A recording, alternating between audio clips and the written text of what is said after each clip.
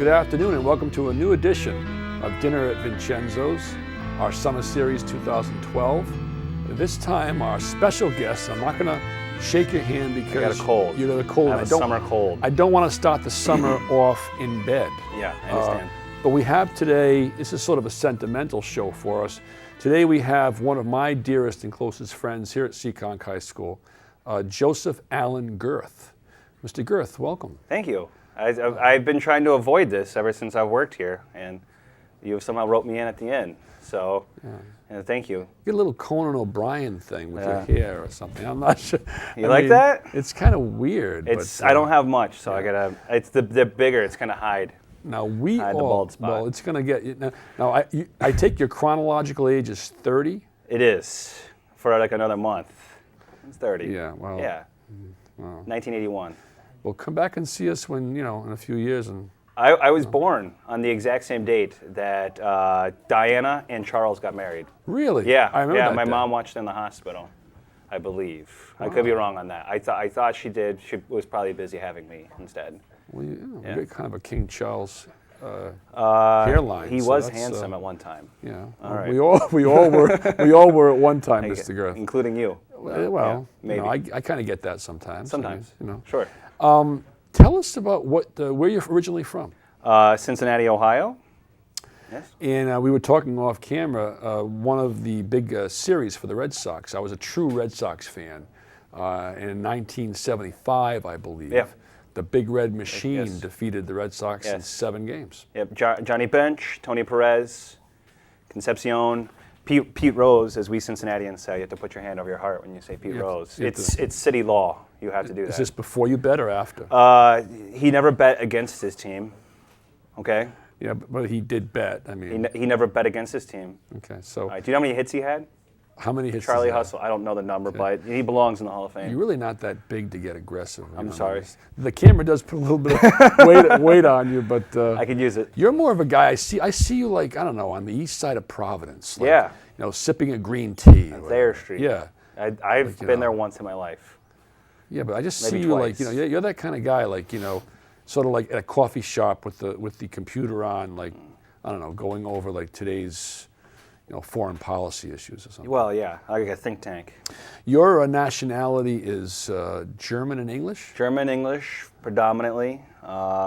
Cincinnati, it's a huge German influx from those 1840 immigrants. It's one of the places in the Midwest that they stopped. Mm-hmm. And on my mother's side, there's some French. And I was actually doing research on family names. And according to the internet, possibly Welsh also, which I consider English, but I'm sure the Welsh don't. So now your wife is from Spain originally? My wife is an American. She was born here, but her mother is from Spain. Okay. Her mom's now an American, but was born and raised in Spain and moved to the United States in the late 70s. Okay, and Mr. Gerth's wife's actually in education. Yes, yeah, she's a high school teacher, teaches high school history at a neighboring school down the way at Wareham High School. And she'll also be moving now. She'll be moving too. So you'll be uprooting her whole career for your self-interest? That's not for my own self. Okay. This is something that with a marriage you talk about, and you have to make these decisions together. Yes, I'm aware of that. Okay, well, we both agreed that this was the right thing to do, so it could be by family, and hopefully start our family. And on a serious note, family is very important. I think we all attest to that. Thank you.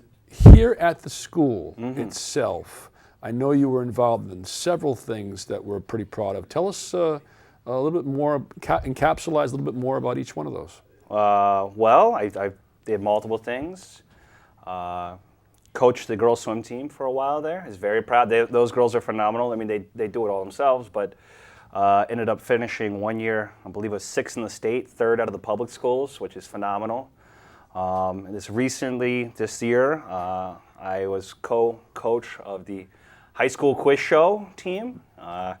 Our group of talented young men in Leona Escalades competed at a group of 80 and made it to the televised round. So they top 16 out of a group of 80, very impressive. And just besides teaching, I teach specifically the Advanced Placement United States History course. And those kids are doing awesome too. Again, these are all because of them, not because of me. I just got lucky to be able to, what is it, hang your hat, hang your star, hang your hat on that star. That's what I've been lucky enough to Well, do. Joe's, he's very modest because this year he was actually voted Teacher of the Year. And so we're very proud of him. Yeah, well, just for the state, in history, American history specifically. So I'm not the Teacher of the Year. Quite an accomplishment. It probably got you the new job that you're getting.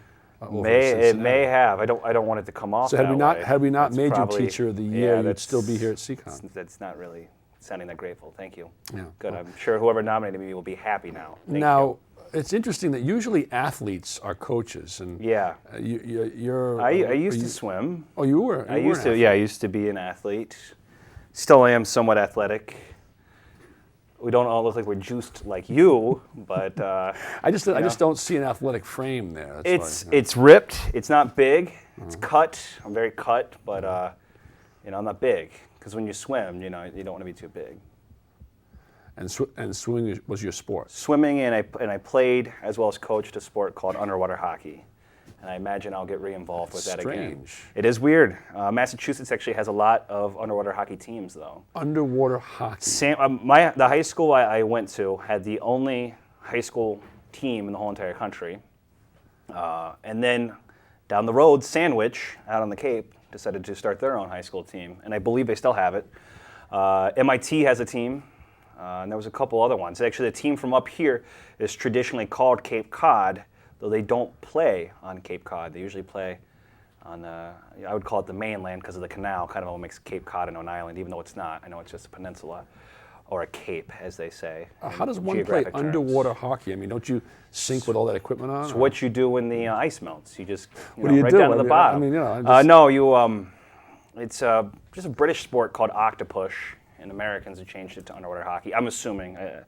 I know that the British still call it octopush. You wear a snorkel and a mask, not a tank, and fins, and you swim down to the bottom, and your stick's only about this long, and you push, or what they call, when you pass it, we call it flicking. You flick the puck, and it takes a lot of anaerobic ability because you have to hold your breath the whole time. And you come up to the surface and catch your breath. That's why you wear the snorkel and the mask, and you watch the game, and you dive down and various depths. Are there cheerleaders for this? It's not a spectator sport unless there's an underwater camera or unless somebody else wants to jump in the pool and watch it. But if you're not swimming, it's cold. So it's not a spectator sport by any means. Octopush? Octopush. Look it up on the YouTubes. Underwater hockey. There's a video. Octopush. There's quite a few videos out there. Well, yes. It's Olympically recognized, but not enough countries playing it to actually make it into the Olympics. I guess it never gets rained out. I mean, no, unless there's lightning. Lightning. Yeah, you got to clear the pool if there's lightning. Clear the pool. Those are the rules. Octopush. You played golf also at one time. I did when I was younger. Before you started to, What? Spread your wings, I guess. Yeah. What are you getting at? Well, no, you had an interest in golf. You told me, and then I did. Yeah. My stepfather is a phenomenal golfer, still is, and my mother was big into golf. And even my dad was a caddy when he was younger, so it kind of runs in the blood. And they got me started when I was very young. Took the sets and cut them down, and then grow a little bit more, and then get another set, cut it down. So I played it until I was about 16. I played it quite often until I was about 16, and then I got a car, and then driving around the car and hanging out with other people became more important than golf, unfortunately. Sure. So I'm trying to get back into it. Taking tips from Coach Petrucci here has been helpful and really improved my game in just one outing. So yeah, well, yeah. Thank you. I appreciate that. And on a serious note, there's no one brighter. I think there's we're going to miss you. Oh, thanks. There's no one brighter. There's I think that you when I see you, you're a young man, and your future is tremendously bright in education. I know that you're an educational leader, and any school would be honored to have you on the staff. So we're all going to miss you. I'm going to miss here. Thank you. I really am. It's going to be a great group of people I work with, and fantastic kids who are going to do big things. But I guess I'm going to miss it. But at the same time, I know I'm going to see everybody in the future somewhere doing something famous. Now, so it's going to be cool. Physically, you're going to be moving this summer. Yeah, that's. Any plans besides the actual move? We're gonna go do a family reunion from my mother's side. She's originally from Arkansas. Does she know her relatives? Or? Yeah, we know our relatives. Well, I mean, because Arkansas, I mean, they're... Yeah. What are you getting at? No, I saw Deliverance, so you know. That's not Arkansas. I don't think. I've not seen the whole thing. Okay. I don't think it's Arkansas. No. But her family's moved all over the place now, and they're going to come back together. Virginia? No, it's Arkansas. Yeah, I know, but I was just thinking. No, Ozarks. Yeah, okay. Ozarks.